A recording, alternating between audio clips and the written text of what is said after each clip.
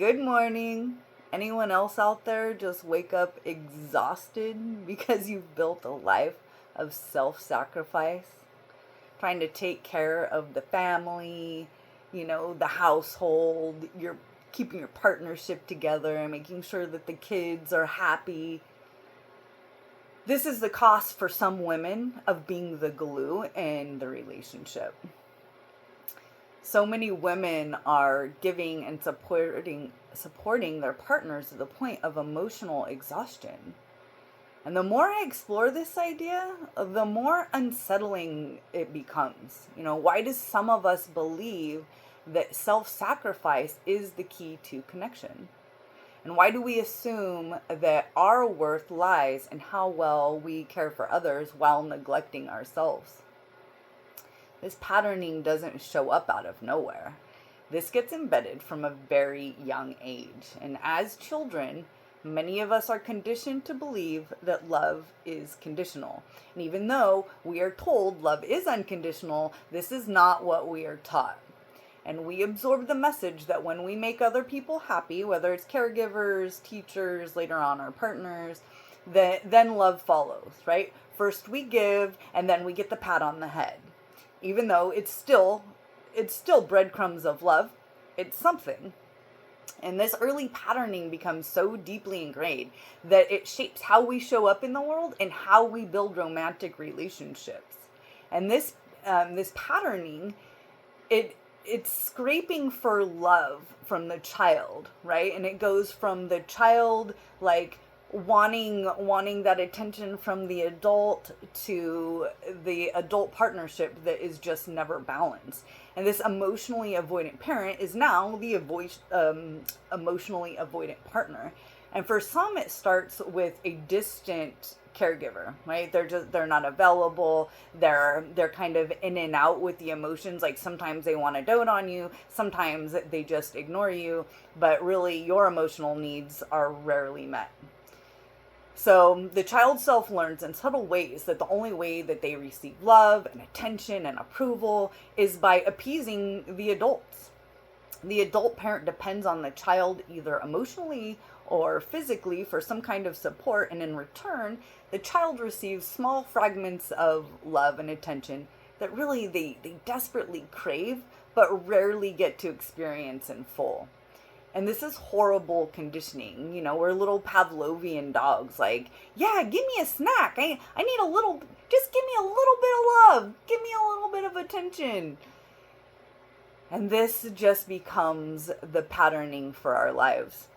This behavior solidifies into the subconscious belief that if I want to be loved, I have to give of myself. And this becomes a pattern that extends into adulthood, where keeping the peace means sacrificing personal desires. What you want gets set aside. And then love becomes something that you constantly have to earn. It's not something that's given freely. And when it's not, we give a little bit more, right? And so the cycle is just perpetuated. And we grow into adults who believe that in order to feel worthy, we must continually prove our value, taking care of others, fixing their problems, supporting their needs, and often it's at our own expense. So we end up pouring from an empty cup, waiting for someone else to fill this cup the way we do for them, right? It's like we think we're gonna give and we're gonna give, and then we're gonna get and we're gonna get. But really, we're not a balance to other people pleasers. We're a balance to the avoidant.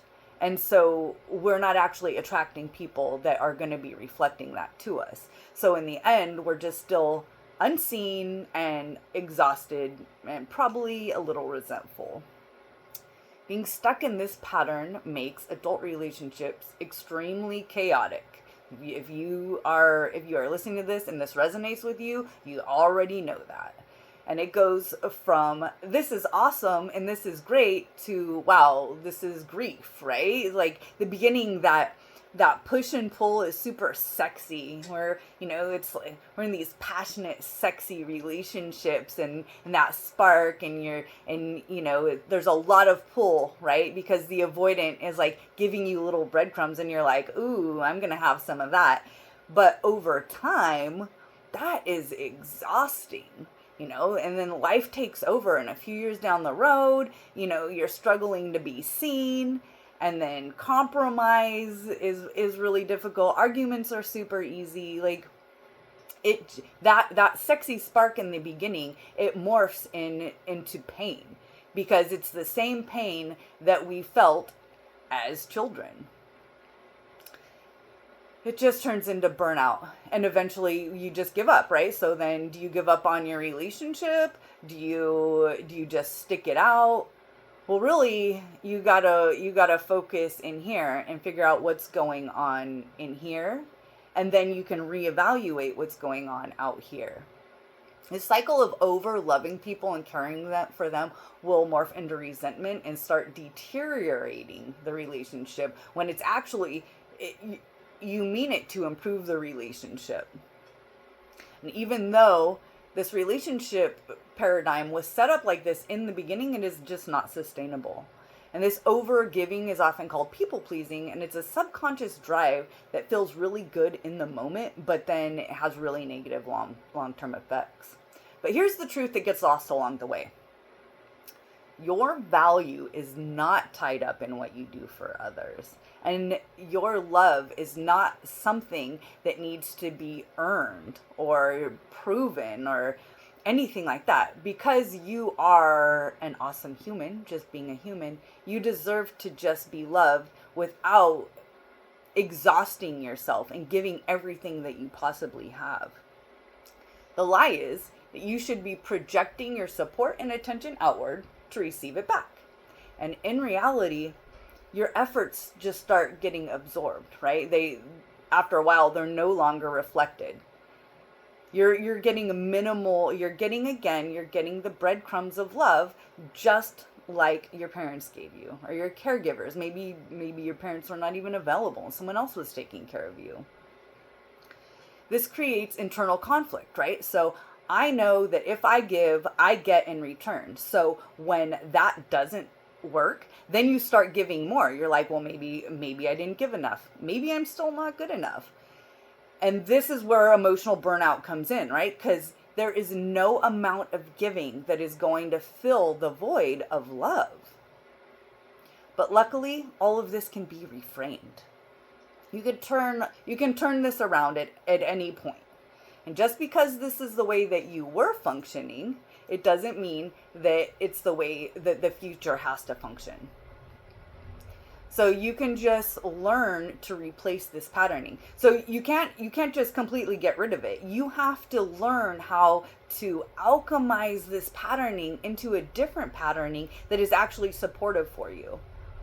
I mean, what would it feel like if you had another you to take care of your problems, to walk behind you, be the emotional support, clean up your crap?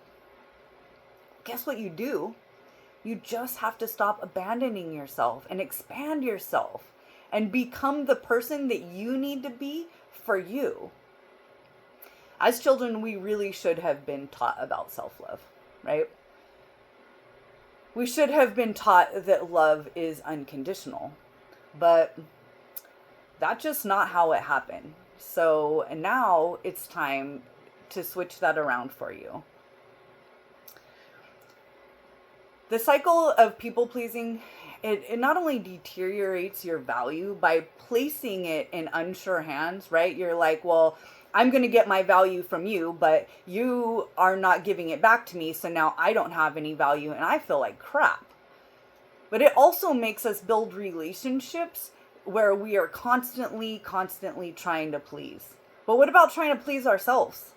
That gets kind of left in the dust, and we are the most important person in our life. First and foremost, we have to be full so that it can overflow. Because self-love and self-care are not selfish. They're actually the foundation of a healthy relationship.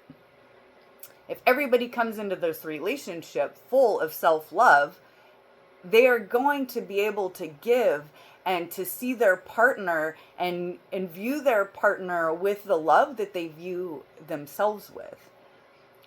So this energy that we give should come from a place of overflow, not of depletion.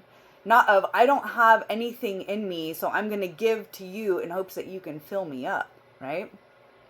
And the irony is that when we care and love for ourselves first, the love that we are able to give becomes more meaningful, it's more sustainable, and it feels much more authentic. Because if you don't actually know what it feels like to feel love, then what you're giving out is what you think love feels like. And if love feels more like work than flow, then let me help you break free from those outdated beliefs of limited value that lies in how much you give away. You don't have to exhaust yourself to be worthy of love, care, or affection. True love, whether it comes from inside or it comes from outside, true love never asks you to abandon yourself or give to the point of exhaustion. And if you've lived your life like this, it's time to break out of these subconscious wounds that are perpetuating this cycle. And this is where we work together and we build a roadmap with a new plan. Because you can't just leave a new hole, you have to build a new paradigm. Healing begins when you realize that you can show up fully for yourself.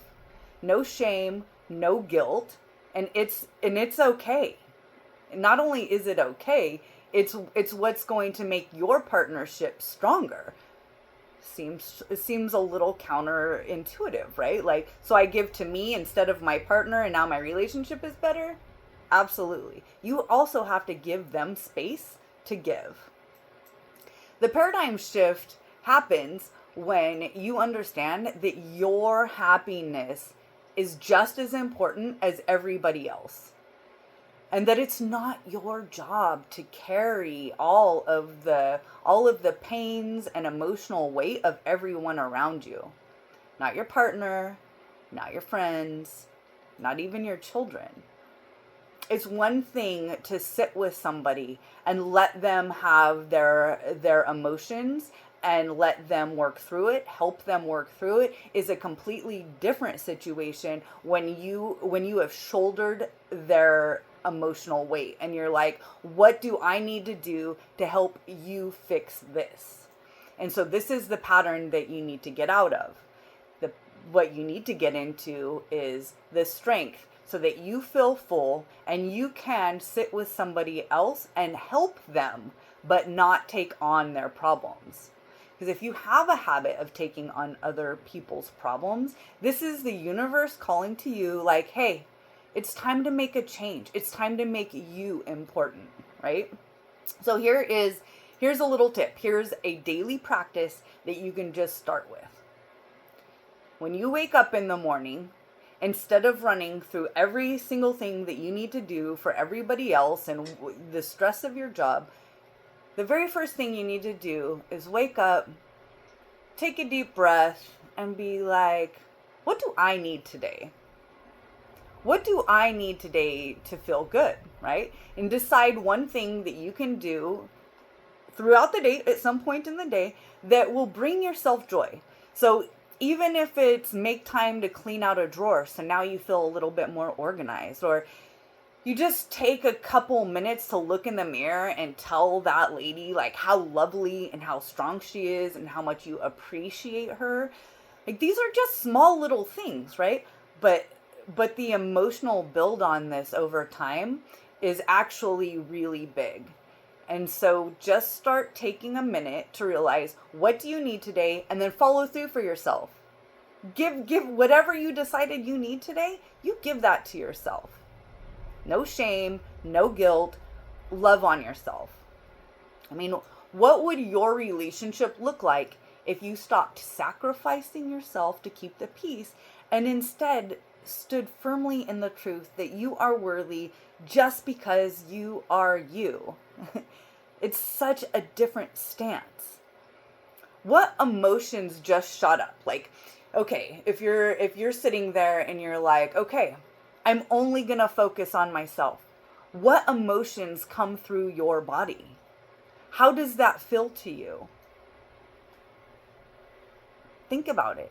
It's time to start examining the emotions that are running through you, not just letting them float by, but really taking note. When somebody says something to you, what does it feel like in your body? Like, what just happened? Did you get an electric shock somewhere?